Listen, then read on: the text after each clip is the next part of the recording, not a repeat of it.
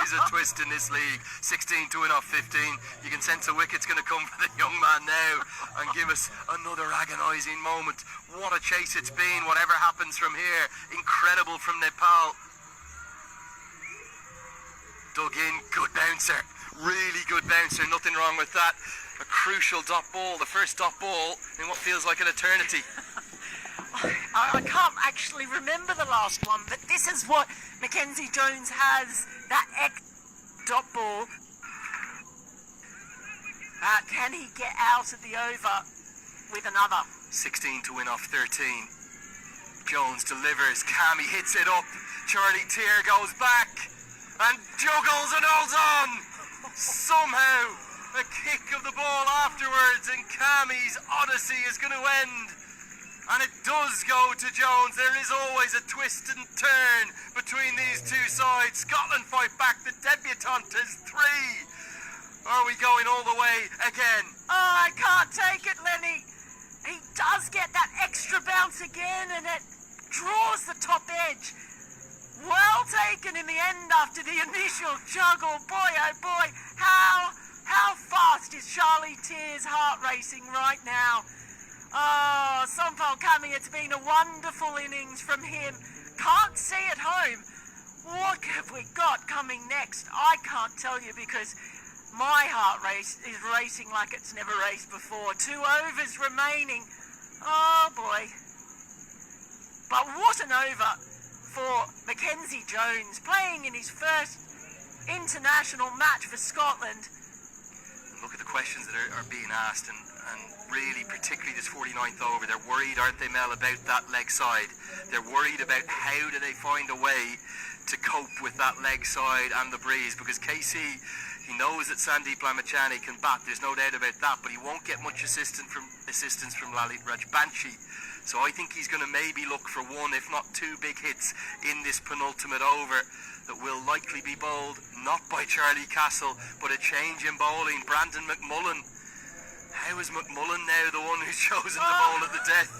Another twist, another turn. Lamachani will be at the non-strikers end. It ends a career best innings from Sompal Kami. What a knock it was. It's the highest aggregate match ever in the history of Scotland and Nepal ODIs. It's already within 2 runs of Nepal's highest ever total, but it won't matter for anything if they can't get these final 16 runs.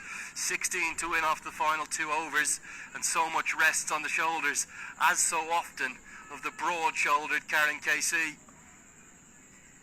Oh, Brandon McMullen, not a noted death bowler, but he's been forced into this role now in bowling the penultimate over. He's bowled well today. Here we go, 2 overs left. Looks for the Yorker, digs it in, and KC loses his bat, so with it he'll lose any chance of getting a second. As McMullen looks to have done himself a nuisance as well in his follow-through. Such drama yet again. McMullen looks in real trouble here. Oh, he is barely able to hobble back.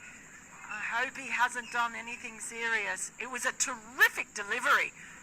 Does bowl a good Yorker, Brandon McMullen. Doesn't use it too often because he's noted as a length bowler, but look at this, the perfect Yorker.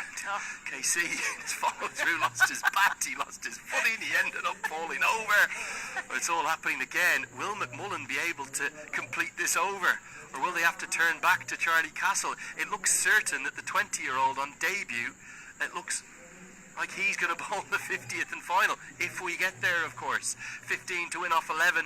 McMullen's just going to find a way to get through it. He just gave the thumbs up to the umpire, but he's clearly not comfortable. You can see the grimace on his face. Just trying to work out what he's done. Sandeep Lamachani to face his first delivery, gets enough to get at least a single. Will Karen KC want the second? He thinks against it, probably rightly so. Means he'll keep the strike. Surely the approach here with that wind blowing so heavily to the leg side, the shorter boundary, Mel, has to be for KC to get at least 1 boundary this over to that shorter side. I'd say he'll be going for 6. He'll try and get it up into the wind. This is a brave effort from McMullen too. He's not comfortable, he keeps going. 14 to win off 10 again. It's into the block hole. Lamachani was a bit slow to get off the mark. The fumble won't allow the second. After so much brilliant running, that wasn't a particularly good piece of running. They could have got 2 there, and they didn't. Is the game swinging Scotland's way now? 13 to win off 9. You sense Nepal need a boundary. Well, they do need one. And again, Berrington just taking his time here, calming things down. You can see that he knows that McMullen has just bowled those Yorkers really well. Now he's got Lamachani to bowl that. It's so tight, this game, Lenny. I can't pick it. 13 to win off 9. Don't rule out the super over. 12 off 9 would send us off to that in the gathering gloom. Doesn't deliver it. I think he's just lost his footing as opposed to anything else. The Nepal fans and the Scottish fans, everyone on their feet. It's freezing cold still, isn't it? Bitterly cold. Who's it going to be, Mel? No, I can't pick it. You don't put this on me. I cannot pick it, Lenny. It's just cardiac kids. Mel's calling the super over. Full toss, smoke down towards long off. Who fields cleanly will be just the single. Lamachani gets KC on strike, maybe not the worst result. Surely KC is thinking a boundary, one of these 2 deliveries. Has to be. Can he get it up into the wind? Do we find another Yorker out of Brandon McMullen? He knocked him off his feet before. Hits it towards long on, hits it wide of long on, does get the boundary. And Karen Casey is at it again. It's 8 to win, there's 7 balls to do it. Scotland, Nepal, there's something in the water between these 2. I went for the Yorker. Maybe didn't get it quite as full this time, but it's played beautifully by the broad-shouldered Karen Casey. Is he going to be the hero for the second time in a week for Nepal? Might have to share the honours with a few others. 8 to win off 7, Casey on strike. Gets an inside edge. I think he'll just want the single. He wants the strike. He wants to do it his way. He wants to get them home again. He'd like to do it, not going to the final ball. Here's the shot down the ground. The long on fielder, Mel, was wide because of the wind. And that big pocket down there in the corner, it's almost impossible to defend. With just 6 deliveries left, it's 317 for 8. Nepal needs 7 to win. The most extraordinary comeback you'd maybe ever witness. Aside from the one 6 days ago, Lenny. It really is something else. And what I love to see is this belief that the Nepal side has in their ability with the bat. We saw it 6 days ago on this very ground. Are we seeing it again? They don't feel like there's any limits on what they can do, what they can chase down. It's a new belief, Mel, isn't it? It is. Instilled by Stuart Law, the calmness. Not sure if Stuart Law is calm. It's not going to be the debutant to bowl the final over. Where is Stuart Law? Just to the left there. If we look to the left, Nick Pothis is on his feet. Welcome to cricket in Nepal. Gyanendra Malla is there with him. And then Stuart Law's hiding in behind the Nepal flag, talking to the vice captain. Stuart Law's just saying to Nick Pothis, yeah, this is how it usually goes, mate, with the cardiac kids. It's going to be Safi and Sharif. Who will it be? Sharif or Casey? Chipped up in the air. Does it get over the head of Charlie Tier? It does. He's probably going to cut it off. I think they'll just run the 2. They're thinking of the 3rd. Lamachani wants it, but Casey wants the strike. A 6 will do it. A 6 will win it for Nepal. There's a punch of the bat in frustration from Casey. He thought that was going to be that. Well, a shout out to Charlie Tier because that was brilliant fielding. Wasn't going to get there. Look at the speed at which he chases it down, and the turn and quick release didn't get all the way in, but it was enough to stop them from taking an extra run. Short ball. Is there glove on this? Massive appeal. No. KC did have a little bit of a guilty look back. This will make for an interesting replay. Good short ball. Surprise delivery from Safi and Sharif. I'll just take another look. It was a good short ball. Oh, no. Now, has that come off something?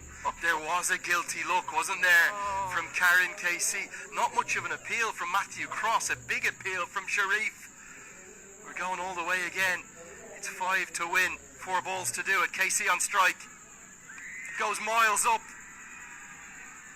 Fine leg, nestles underneath it, and holds on! Sharif roars! It's the debutant again! Jones takes the catch, and it's only Raj Banchi in the hutch. The tactic of going short. Brilliant from Sharif. Brave from him. What a catch. Not for the first time. The second time from the debutant. And if Nepal are going to do it, they're going to do it 9 down again. Oh, Mackenzie Jones, what a day out he's having on debut. His third catch of the match. He's taken a couple of wickets. Again, had so much time to think about it. Dropped in front of him. Remember, the wind is hurling around. But look at that. Yes. Up to say the least. 2 extraordinary catches under the maximum of pressure. And with Lalit Rajbanshi really not known for his batting, there's only going to be one way Nepal will win this now. Rajbanshi will have to get a single and leave it to Lamachani to have 1 or 2 balls to hit a boundary to win it. Casey's gone for 17 off 10. He won't be the hero today. And Nepal are right on the brink. But are they going to be able to get over the line? 5 to win off 3. It's another all-time classic in Dundee. Whatever happens. Can't take this. Can't take this. Incredible scene. What a catch. 2 quite brilliant catches with the wind, with everything going about, all the fans in the background really cheering for it to be dropped. What incredible presence of mind from the young man. He almost doesn't know what to do. Such was his delight. And Safi and Sharif roared too. A belter, maybe even better than 6 days ago, whatever the result. Can Rajbanshi get a single? Will Berrington be tempted to squeeze his fielders in? I think they'll know Rajbanshi well enough to know he's unlikely to hit a boundary. Surely he will look for one and look to hand it over to Lamachani to win it for Nepal. And what an over this has been at the death from Sharif. Really smart. The experience and the calm, and the calmest man out there looks like Richie Berrington. I don't know how he does it. Nobody's on the single, really. Can Rajbanshi get one to give Lamachani the strike? Here we go. It's the Yorker. They're going to run it anyway, and they'll get the bye.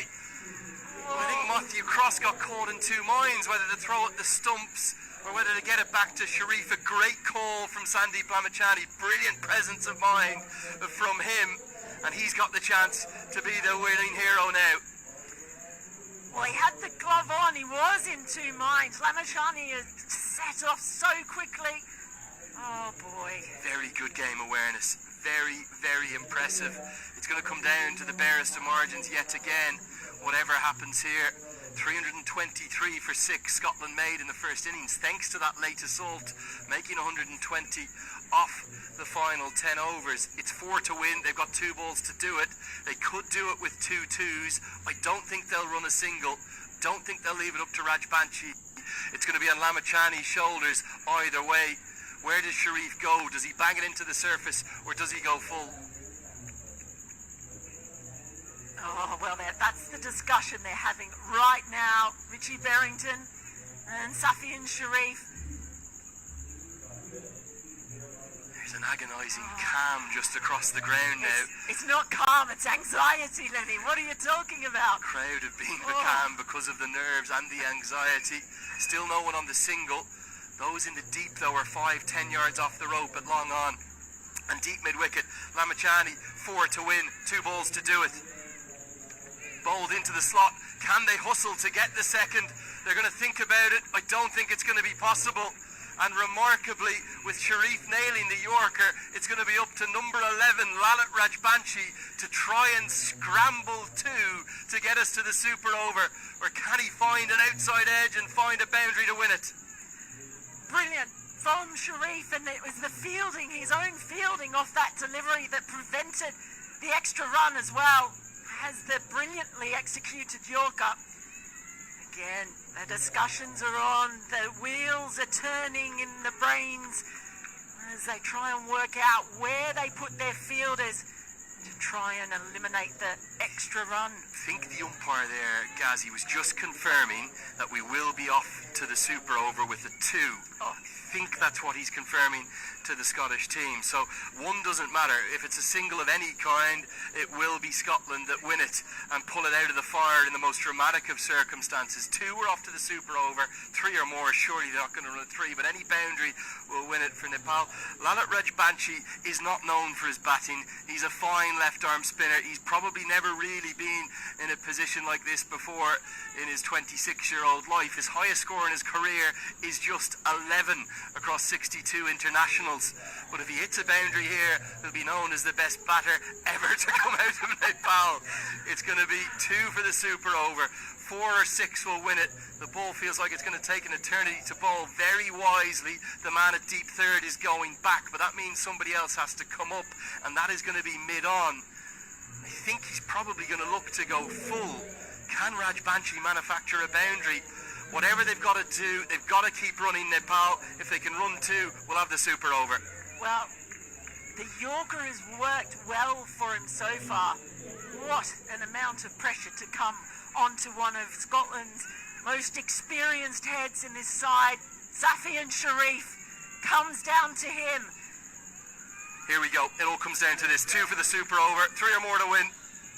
Bowls him! Bowls!